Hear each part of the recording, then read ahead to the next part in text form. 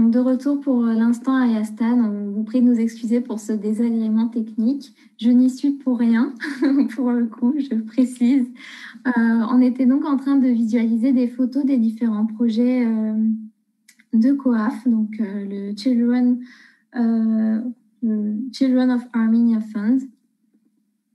Monsieur Ratchadourian, si vous aviez voilà, d'autres éléments à apporter sur cette première partie, nous allions parler ensuite de l'Artsakh. Je peux montrer une toute dernière photo, et après on peut passer à l'Artsakh. Voici une belle image de développement économique. On a beaucoup de framboisiers ici. Et on travaille d'arrache-pied pour vraiment faire avancer l'agriculture dans toutes ces communautés rurales. Voilà pour les illustrations. Je pense qu'on peut passer à l'Artsakh maintenant. En tout cas, merci pour ces illustrations. Ça permet de mieux se rendre compte et de visualiser les projets. La deuxième partie de l'échange, c'est donc sur l'Artsakh. On sait que donc COAF n'est pas présente en Artsakh, donc ça ne fait pas partie des régions que vous avez investies. Par contre, suite à la guerre des 4 jours, il y a une aide humanitaire quand même qui a été mise en place. Fin 2020, l'Artsakh a encore eu à pâtir d'une nouvelle guerre. Quelles sont vos actions que vous avez pu mener par le passé pour l'Artsakh suite à cette guerre, peut-être pendant, et on reviendra sur les perspectives d'avenir. Ouais, voilà. Déjà, par rapport à l'Artsakh, quelles sont les actions de COAF? Très bien. Alors, très justement, tu l'as dit, on n'est pas présent en Artsakh, malheureusement, et on n'y est pas pour l'instant. Donc, on a pour projet, bien évidemment, d'ouvrir un petit bureau en Artsakh, mais pour l'instant, on n'y est pas. Suite à la guerre de 2016, la guerre de 4 jours en 2016, la Fondation a réagi et a mis en place quelques programmes directement en Artsakh, mais ça s'est très rapidement, si tu veux, terminé. C'est-à-dire que c'était des projets qu'on menait et qu'on a terminés. Suite à la guerre de 2020, beaucoup plus grave, bien évidemment, on a très rapidement réagi sur 3 volets. Premier volet, c'est une crise humanitaire et donc une aide humanitaire.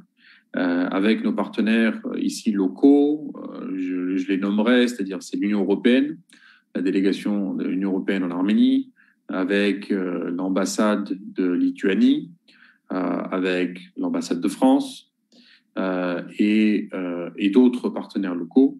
On a très rapidement mis en place une aide humanitaire à toutes les familles qui ont trouvé refuge, toutes les familles d'Artsakh qui ont trouvé refuge dans nos 64 villages. On parle de presque 3000 personnes à qui, depuis octobre, ou même fin septembre, je dirais, on l'aura vraiment soutenu tout au long de ces mois,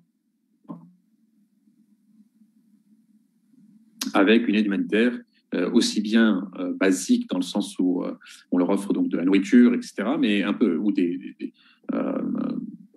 choses enfin de tous les jours, mais également on les a très très fortement soutenus et même jusqu'à ce jour dans un suivi psychologique. Les familles sont dévastées, les enfants sont terrifiés. On a bien évidemment tout ça en tête, et avec nos psychologues, avec nos psychiatres, avec tous nos spécialistes et nos orthophonistes, on a mis en place quelque chose d'assez conséquent pour pouvoir adoucir un peu les conséquences de cette guerre. Donc ça, c'est le premier volet, c'est de l'aide humanitaire et le suivi psychologique, aussi bien de l'enfant que des familles. La deuxième chose, le deuxième volet, c'est un volet beaucoup plus important, beaucoup plus ambitieux, et je pense qu'il est de notre devoir de faire ceci. Donc c'est le volet construction des maisons. On a mis en place un programme très ambitieux de rénovation et de construction de maisons dans les villages. On travaille toujours là où on travaille, hein. On change pas on a un scope, ouais. parce qu'on est très présent, parce qu'on a des relations, parce qu'on connaît les terrains. Donc, on a commencé déjà à construire des maisons individuelles pour les familles ou à rénover des maisons existantes qui étaient abandonnées dans les villages en Arménie. On est parti sur 11 prototypes qu'on va livrer début avril. Donc, ça doit aller très rapide. Ça doit être fait très rapidement, bien évidemment, puisqu'il y a urgence. Et qu'on va offrir pour les familles réfugiées d'Artsakh qui ne peuvent pas, malheureusement, retourner en Artsakh. Donc, là, je veux préciser quand même une chose parce que en Arménie, il y a il y a une politique de retour des réfugiés en Artsakh que, bien évidemment, on soutient.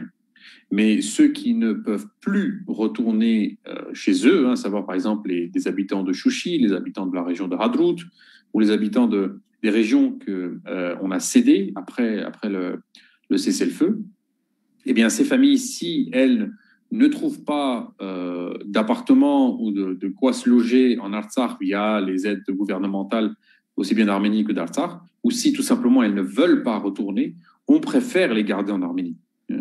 Parce que le danger, en fait, le réel danger, c'est que toutes ces familles s'exilent à l'étranger.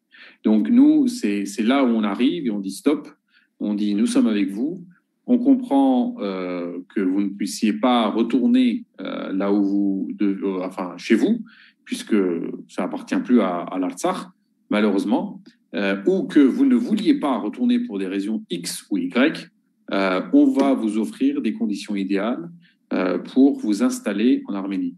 Pour te donner un peu le contexte dans tout ça, dans ce deuxième volet de projet des logements ou d'habitation pour les réfugiés, les villages arméniens, pendant 30 ans, depuis l'indépendance, il y a eu un exode rural très important, et les villages en Arménie sont complètement dépeuplés. On s'est focalisé cette année sur un village, Debet, de manière approfondie, et on a fait un recensement réel de la population. Quand je dis réel, on sait bien qu'en Arménie, les chiffres, ils parlent pas tellement. Donc, on dit qu'on a 3 millions de personnes qui vivent en Arménie. C'est pas vrai, malheureusement. Et donc, on a voulu comprendre un peu quelle était la situation réelle de Debet. Debet, c'est le village qui est juste à côté de notre centre Smart, dans la région de Lori, dans le nord de l'Arménie. Et d'après les chiffres officiels, si tu veux, il y a 940 habitants dans le village de Debet. Nous, on a fait du porte-à-porte, littéralement du porte-à-porte. On a passé 2 semaines à faire du porte-à-porte, et c'est nos spécialistes en santé qui ont fait ça pour aussi, si tu veux, essayer de comprendre un peu la situation sanitaire dans le village. Et on se rend compte qu'aujourd'hui, ils sont 731. Le chiffre réel de Debet aujourd'hui, les chiffres il y a 1 semaine, peut-être que ça a changé depuis, mais c'est 731. Donc on voit bien qu'il y a, et si tu veux, non seulement 731, c'est le chiffre réel, mais quand on prend le nombre de maisons qu'il y a, le nombre d'habitations qu'il y a aujourd'hui construites dans le village de Debet, on est à 278 habitations au total, 278 pour une population de 731. Dans les 278, 82 maisons sont inhabitées. Ça montre la situation catastrophique dans laquelle l'Arménie se trouve, en fait. Et on s'est rendu compte que, si tu veux, c'était de notre devoir de repeupler aussi les villages. Parce que de plus en plus, si on abandonne de l'extérieur, on voit que le village est assez peuplé, mais en fait, en réalité, il ne reste plus personne. Et donc, ce programme de construction de logements pour les réfugiés d'Artsakh, qu'on a mis en place très rapidement, on l'a mis en place en décembre, et on a commencé la construction en janvier, durant la saison hivernale. En Arménie, c'est assez rude pour la construction. En général, on ne construit pas en Arménie durant l'hiver, mais nous, on a vraiment voulu prendre ce défi de manière réelle. Et donc, on a commencé et on s'est rendu compte que pourquoi pas rénover ce qui était déjà abandonné. Et donc, aujourd'hui, dans les villages de Desser et de Debet, on a déjà commencé des constructions de rénovation, pardon, non seulement de construction, mais aussi de rénovation des maisons qui sont complètement à l'abandon.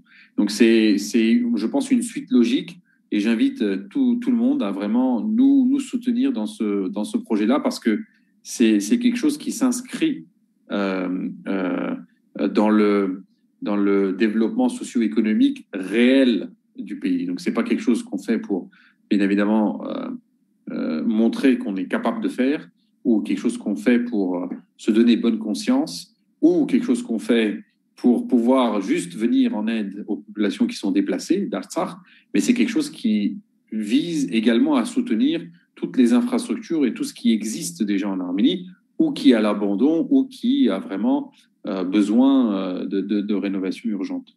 Donc ça, c'est le deuxième volet. Et le troisième volet, c'est un volet plutôt économique. On travaille, on a pour objectif de placer ou de placer 100 personnes, 100 vétérans des deux guerres, donc 2016 et 2020, dans des entreprises en Arménie pour pouvoir, bien évidemment, leur redonner espoir, leur redonner du travail, générer des revenus, etc.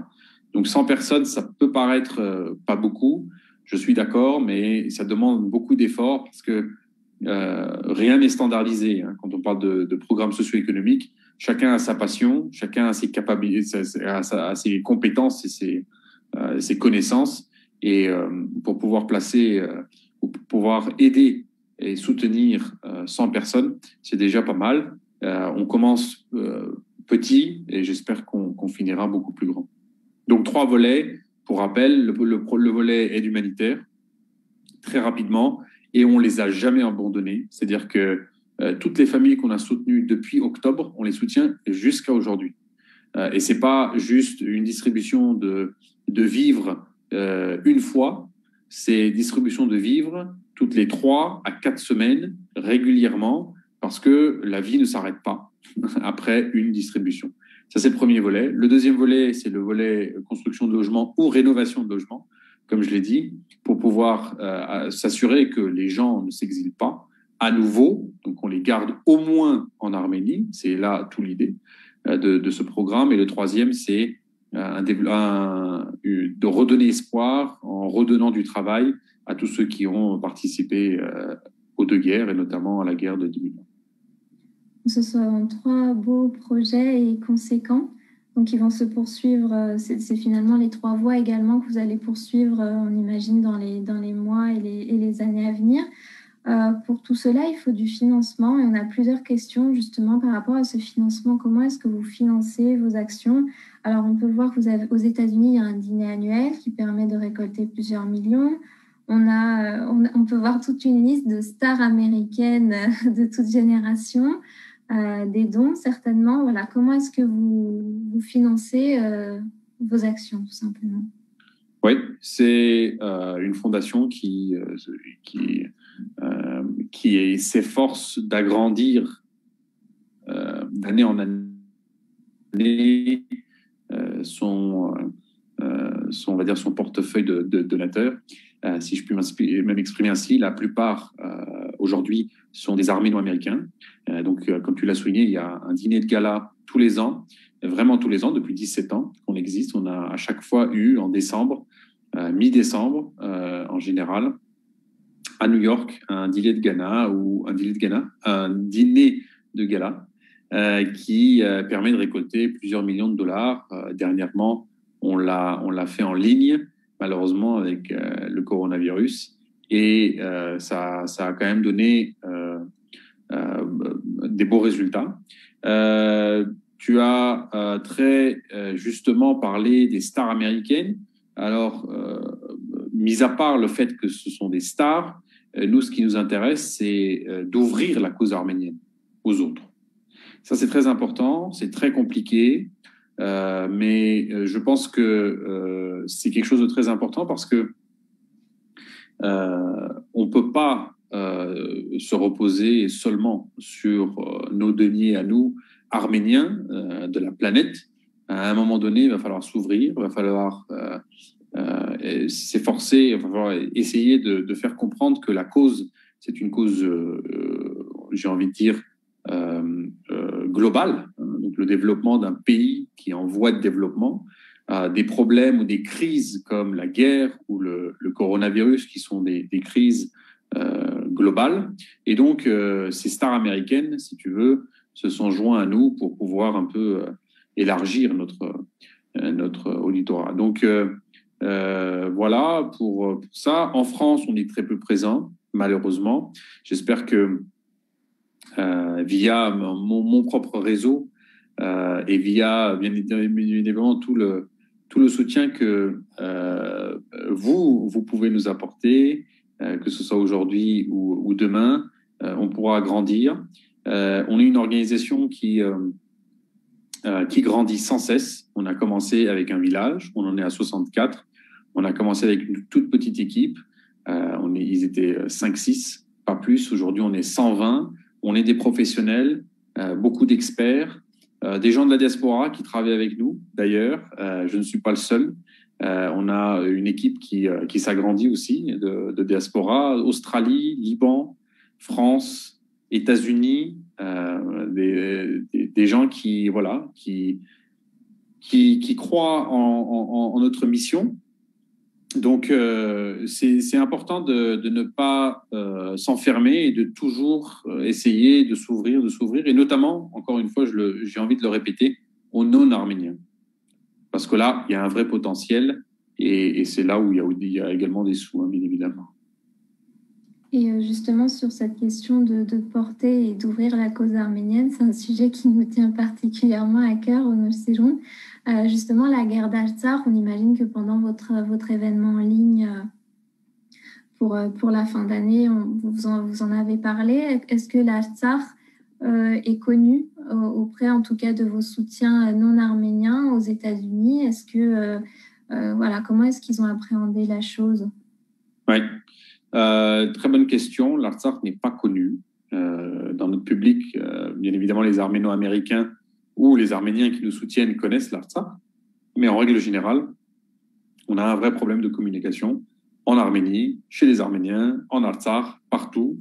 On est peu, on est petit, on est plutôt pauvre, malheureusement, et on n'est pas très malin non plus. Donc, moi, j'appelle à une vraie révolution en termes de communication. Il faut sortir de cette idée que on est un peuple ou un pays ou une région qui n'a pas d'espoir de développement. Il faut s'efforcer à trouver les bons outils de communication. Il faut travailler beaucoup sur le marketing.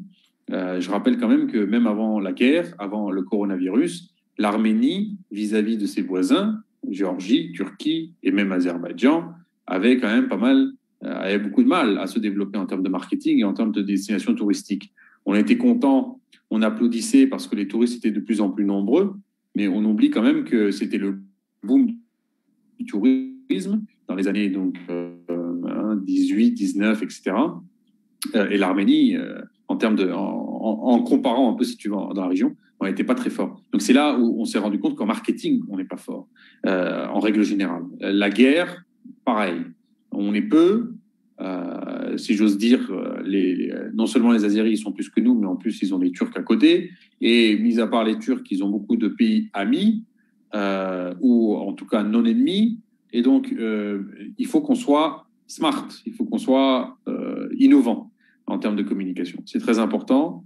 On essaye, nous, en tant que fondation, de faire notre maximum. On n'est pas une fondation politique, donc on n'est pas sur ce champ d'action, bien évidemment, mais en termes de transparence, en termes de communication, en termes de reporting, en termes de présentation, ne serait-ce de ce qu'on fait, on s'efforce à utiliser tous les outils qui existent aujourd'hui de par le monde. On a des podcasts, on est presque présent sur toutes les chaînes, sur toutes les plateformes de réseaux sociaux. On essaye de trouver un narratif ou une histoire à raconter, quelque chose qui qui fait parler les émotions, quelque chose qui non seulement fait allusion à les émotions, mais parle de faits. Moi, j'invite vraiment tout le monde à mettre l'accent sur la communication. C'est là où on gagnera si vraiment on y arrive, que ce soit le gouvernement, que ce soit les fondations comme nous, ou bien évidemment la diaspora qui peut soutenir énormément l'Arménie et l'Artsakh de ce point de vue-là. Moi, je me rappelle, pendant la guerre, j'étais très actif personnellement sur plusieurs réseaux sociaux et je me rendais compte que il y avait beaucoup d'entre-soi dans les posts qu'on publiait, donc on était content, on était plutôt agressif aussi, mais l'objectif n'était pas vraiment de pouvoir diffuser au maximum vers les autres, mais plutôt une autodiffusion. C'est pas l'objectif, mais le résultat était plutôt un entre-soi, malheureusement. Et je pense que là où on a à gagner, c'est on a une très grosse diaspora. On parle énormément de langues, si on y réfléchit bien. On a beaucoup d'amis très proches, des copains, des copines, des connaissances, des connexions, un très beau réseau. Et j'ai l'impression, aussi bien en Arménie qu'en Artsakh ou en diaspora, qu'on ne l'utilise pas assez. Donc on a un très grand réseau qu'on n'utilise pas assez. C'est dommage. C'est vraiment dommage parce que c'est ça tout le pouvoir de notre diaspora. Donc essayons de faire plus, de travailler beaucoup sur notre communication. Et je pense que si on y arrive, très rapidement, on arrivera à nos idéaux, à nous tous. Alors, je vais rebondir à la fois sur les termes de smart et de communication, puisque entre les bravos qui pleuvent dans les commentaires, il y a une question, c'est allez-vous ouvrir d'autres smart centers? Et donc, et la deuxième question, ce serait justement si on veut s'informer et suivre COAF, comment on s'y prend et pour pouvoir vous soutenir également. Très bien. Alors, pour pouvoir nous suivre et nous soutenir, c'est très simple. On a un site internet, coaf.org, coaf.org. Là aussi, dernièrement, on a changé. On a essayé de faire court pour que les gens puissent très rapidement nous trouver sur internet. Donc, coaf.org. C'est un site bilingue en anglais et en arménien. On va essayer de le traduire également en russe et en français. Ça fait partie aussi de notre stratégie de communication pour pouvoir diffuser l'information de manière plus effective. Alors, est-ce que la question si on va ouvrir d'autres smart? Oui, c'est tout le but. L'histoire nous a dit, enfin, l'histoire a fait en sorte que quand on a commencé d'un village, on s'est très vite et qu'on s'est agrandi, hein, donc on est allé dans plusieurs autres villages, on s'est rendu compte que ça prenait beaucoup de temps et ça demandait beaucoup de ressources et beaucoup d'efforts.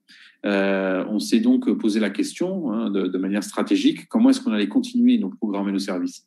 Et c'est là où est venue l'idée d'avoir un hub centralisé comme le Smart Center. Et donc, on a ouvert dans le Lori. C'est le premier, c'est pas le dernier. L'objectif étant d'avoir un Smart Center dans chacune des régions d'Arménie. On en a 10, plus Erevan 11. Donc 10 Smart Centers. Voici le but affiché dans les années à venir. Quand je dis Smart Center, c'est plutôt un Smart Campus. Donc c'est un campus vraiment avec beaucoup de choses qui se passent. Et donc, voilà tout simplement le but de la fondation. Si vous voulez nous suivre, non seulement donc vous avez le site internet qui est assez actif et dynamique, on l'actualise tous les jours presque, avec des blogs par exemple qu'on publie tous les 3 jours sur divers sujets, mais on est beaucoup plus présent et beaucoup plus dynamique, je dirais, au jour le jour sur les réseaux sociaux. On est présent partout, Facebook, Instagram, Twitter, LinkedIn, YouTube, Vimeo, Pinterest. Enfin, il y a beaucoup on est très actifs sur tous ces réseaux sociaux et c'est très simple pour nous trouver. Il faut mettre le @coafkids, donc COAFKIDS. Et là, vous pourrez nous suivre, très actifs, très réguliers. On attache beaucoup d'importance sur notre communication, sur la manière dont on communique également. Et n'hésitez pas à nous faire un retour parce que on a besoin de nous améliorer tout le temps. Merci pour tous ces éléments. Je pense qu'on a une vision assez globale maintenant de l'ensemble des champs d'action et des activités que COAF mène en Arménie. Une dernière question un peu plus personnelle cette fois, c'est que voilà, la jeunesse arménienne du monde entier aujourd'hui est prête à s'investir davantage, on va dire, suite à la guerre et à ses conséquences. Vous faites partie des Arméniens qui aujourd'hui sont retournés vivre en Arménie, qui travaillent, qui ont mis en profit leur carrière professionnelle au profit du développement de l'Arménie. Est-ce que c'est une voie pour la jeunesse aujourd'hui, les jeunes professionnels arméniens du monde, que de s'engager là-dedans et voilà, de mettre à profit ces qualités professionnelles en faveur de l'Arménie? Ma réponse, elle tient en un mot, absolument. Et je vous invite vraiment, vivement, à faire ce pas qui est risqué, qui est compliqué. Mais si vous tenez à l'Arménie, si vous tenez à la continuité de l'histoire du peuple arménien, c'est maintenant ou jamais. Pourquoi? Parce qu'aujourd'hui, on a un pays, on a un État, on a presque un deuxième État, ou bientôt un deuxième État, j'ai envie de dire, avec l'Artsakh. C'est maintenant ou jamais où il faut être présent sur place pour pouvoir participer au développement. Demain, ça fera partie de l'histoire. Demain, vous regretterez peut-être de ne pas avoir su contribuer à 100% au développement de l'Arménie. Pourquoi est-ce que je dis 100%? Parce que moi-même, je suis né à Paris, je suis un Arménien de France de troisième génération. Ma grand-mère paternelle est née à Marseille, dis-toi. Et donc, j'ai fait le pas il y a 5 ans. J'ai déménagé de manière permanente en Arménie, au début en Artsakh. Je dirigeais le centre Tumo de Stepanakert en Artsakh pendant 2 ans et demi. Ensuite, j'ai été promu et donc j'ai mis en place le centre Tumo à Paris pendant 6 mois. Je suis revenu en Arménie, bien évidemment, c'était temporaire, et j'ai rejoint la fondation COAF. Pourquoi est-ce que je dis 100%? Parce que quand on est en diaspora, qu'on le veuille ou non, on mène une vie double, ou une double vie. On a une vie déjà, on va dire, française ou autre, hein, ça dépend du pays où on habite, et on a nos préoccupations identitaires, nos préoccupations associatives, etc., tout ce qu'on peut faire pour la diaspora, pour la communauté ou pour l'Arménie et l'Artsakh. Et donc déjà là, on n'est pas à 100%. Quand on est en Arménie, qu'on le veuille ou non, même quand on va au supermarché, on va faire ses courses, on est à 100%. On contribue au PIB du pays. On dépense. On fait changer les mentalités, etc., etc. Et bien évidemment, on travaille. On met ses gamins dans les écoles publiques ou les écoles privées d'Arménie. On fait changer tout le système, que ce soit éducatif, de santé, etc., ne serait-ce qu'avec nos réflexes qui viennent de la diaspora. Donc vraiment, de vive voix, je vous invite à faire le pas. Prenez le temps. Il y a un temps pour tout. Il y en a qui font le pas très tôt dans leur carrière, d'autres qui viennent et qui passent leur retraite en Arménie. Toutes les options sont envisageables et toutes les options sont bonnes. Il ne faut pas se forcer à faire ce pas, mais il faut qu'on soit beaucoup plus nombreux. Pour te donner une petite statistique, depuis la guerre d'Artsakh, qui donne l'opportunité de nous joindre en tant que volontaire, en tant que même employé, on reçoit tous les jours de 2 à 3 candidatures. C'est énorme, de la diaspora, hein, j'entends. C'est énorme. On arrive à peine à répondre de manière courtoise à tout le monde, puisqu'on ne peut pas accepter tout le monde, mais je ressens un élan quand même depuis la guerre. Malheureusement, j'aurais voulu que ce soit avant la guerre. Il ne faut pas que ça s'arrête de toute manière. Qu'on soit jeune, qu'on soit expérimenté ou inexpérimenté, ce n'est pas un souci. On a tous quelque chose à apporter pour ce pays. Et encore une fois, ne serait-ce qu'en dépensant, qu'en vivant, qu'en passant du temps en Arménie, eh bien, on fait changer beaucoup de choses. Beaucoup plus que quand on est en diaspora. J'ai longtemps vécu plus de 25 ans en France, en Suède, en Belgique et au Royaume-Uni en tant que donc diaspora, beaucoup travaillé et dans les associations communautaires, c'est pas pareil. Quand on est ici, on est à 100%. Et j'ai envie de dire, notre cher Charles Aznavour disait que je suis 100% arménien, 100% français. Je pense que je suis pas très d'accord avec lui. À un moment, il faut faire un choix. Mais si on vit en diaspora, eh bien, on allie les deux. Quand on vit en Arménie, vraiment, on devient 100% arménien et on s'investit au maximum pour le développement de l'État et du pays. Donc, venez nombreux.